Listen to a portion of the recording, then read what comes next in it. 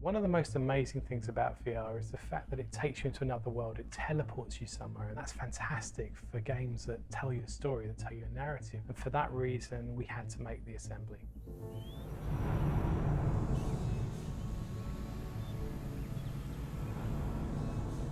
We didn't want to just make a game that worked in VR. We wanted to build a game from the ground up, especially for VR, that utilised all of VR's amazing capabilities.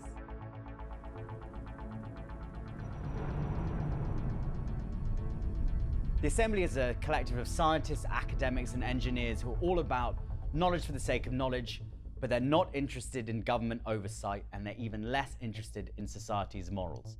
Into this mix, we throw the game's two protagonists, Cal and Madeline. This allows the player to observe the Assembly from two contrasting perspectives.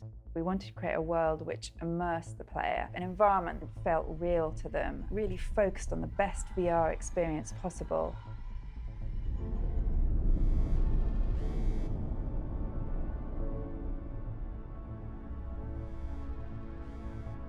Creating worlds in VR has become more like real-world environment creation.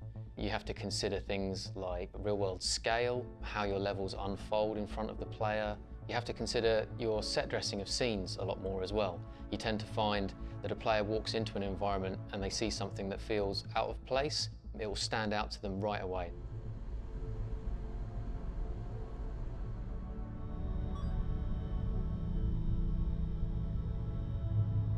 When you ask people what they want from a virtual reality game, they'll tell you they expect to be able to explore an environment as easily and freely as they do in real life.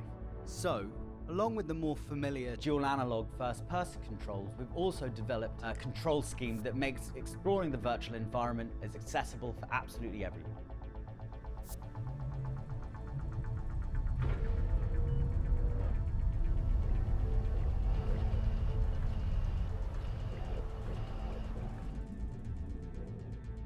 In VR, some of the traditional mechanics you're used to in games don't work brilliantly, such as really laden HUDs full of information, inventory screens, things like that.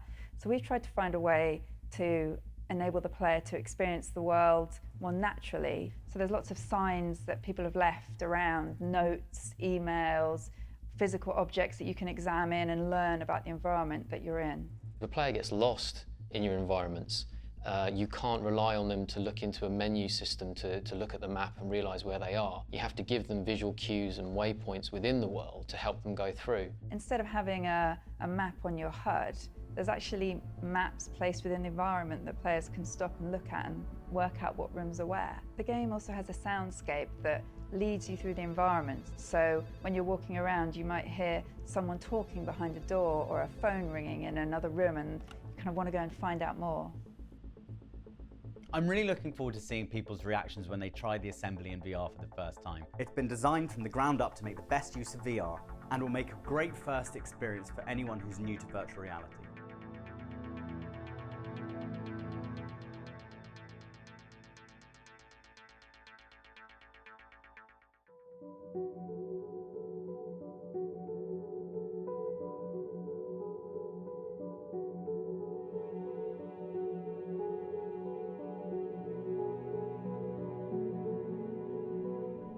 So when you first put on the headset in the Assembly, you're faced with this huge air of mystery and wonder and sort of uncertainty of what's happening to you.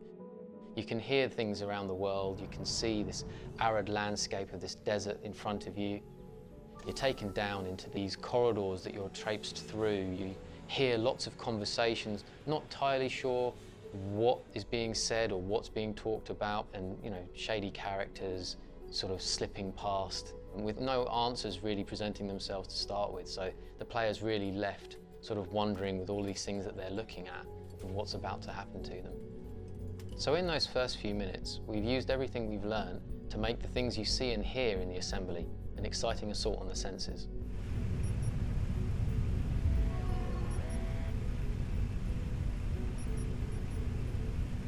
So with the Assembly, we wanted to create somewhere that wasn't just immersive, but where you truly forgot you were in the real world and you really believed you were somewhere else.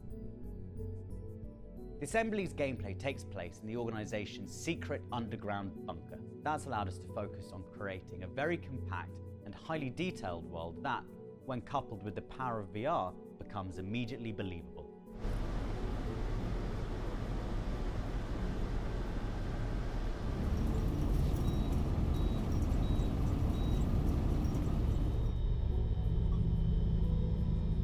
A realistic art style is actually just scratching the surface of what's needed to make a believable world in VR. What's more important is the completeness of that world and the consistency of the details that inhabit it. The players are encouraged to look into things, around things, and underneath them. So you have to make sure that you model and texture all the details that they can get into. Underneath tables, behind sinks, and inside every coffee cup. You want to make sure that the fidelity of that detail is there so they can pick up any answers or mysteries that they're trying to solve.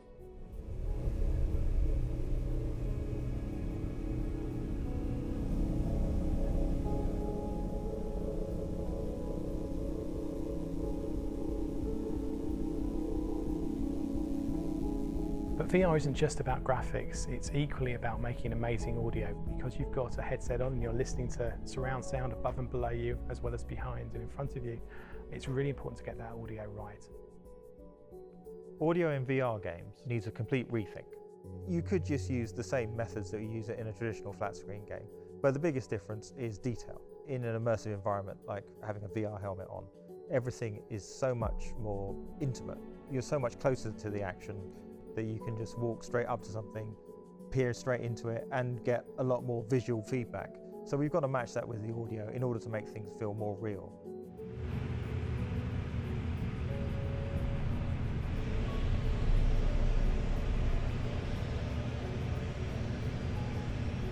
The most important thing is positional audio. It's quite an early technology, but what it does, it utilizes real true positioning to the headset.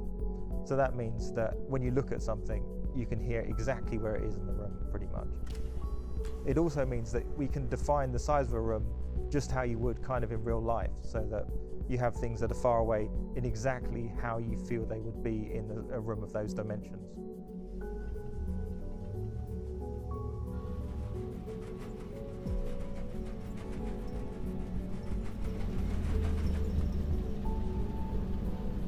So, as an example, we've got these fridges in the game. You can open the doors, you can walk right up to them, but you can also look inside them. So from a VR audio perspective, it means we have to detail all the little elements, like the fans, the lights, everything, all these little tiny little bits. And then when you're finished, you can actually go around the back, listen to the hum of the generator, all the extra little fans and things on the back and things like that. Even the most banal little objects in the game become kind of fascinating visually and from an audio point of view. So by creating a detailed world full of beautiful artwork and realistic sounds, we've made a game that will make people feel like they've been teleported from the real world to somewhere else.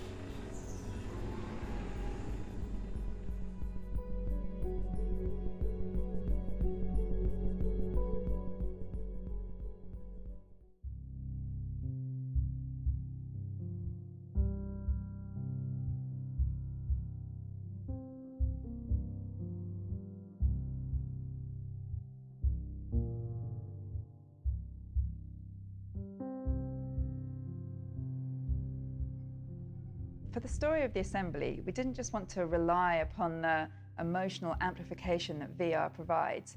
We wanted to leverage that and really make the most of it by telling a really engaging story that gripped players, that gave them moral choices to make as they progressed and immersed them in the world. Larson, don't tell me you're mixed up in this too.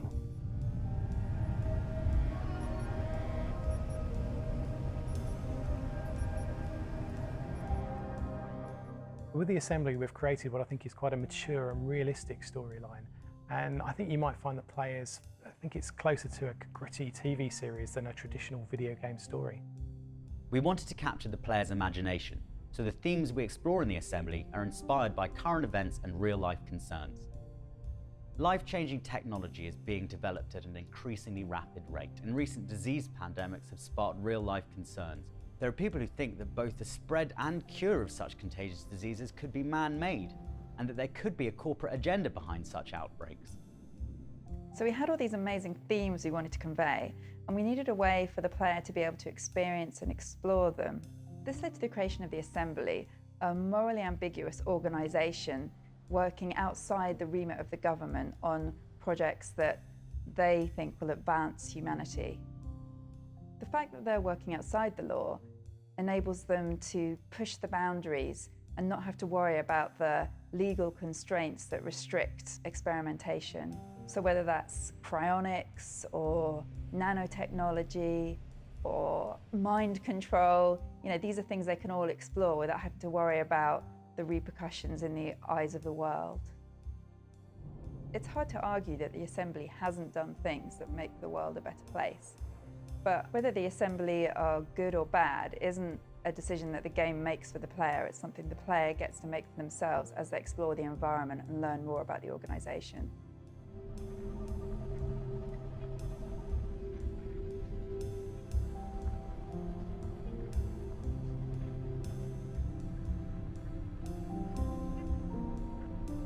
Having two characters allows us to give the player two different perspectives of the Assembly, both narratively and as a VR experience. That's what led to the creation of the characters of Cal and Madeline. And let me be the first to officially welcome you to our facility. Yes, there's nothing more welcoming than being kidnapped. Madeline Stone is being inducted into the Assembly, and while her initial experience with them is negative, they're trying to sell themselves to Madeline and show all the good that they can actually do. Oh, I must say I was expecting something more medical. Your medical credentials aren't in doubt.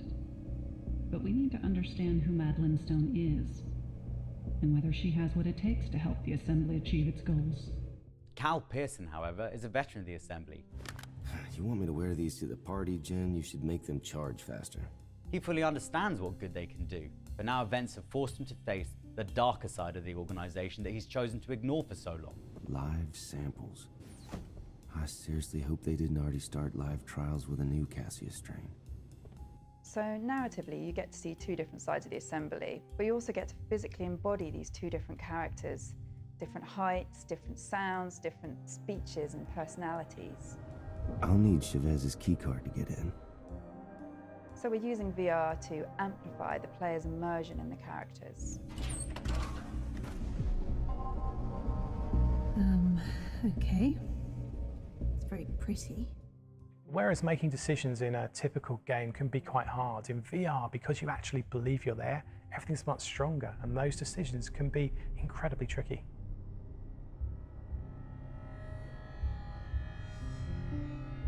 We're not guiding the player to come to any specific conclusion about the Assembly. We've purposely designed the narrative to allow players to introduce their own emotions and feelings into the game, to be influenced by their own experiences both inside and outside the story.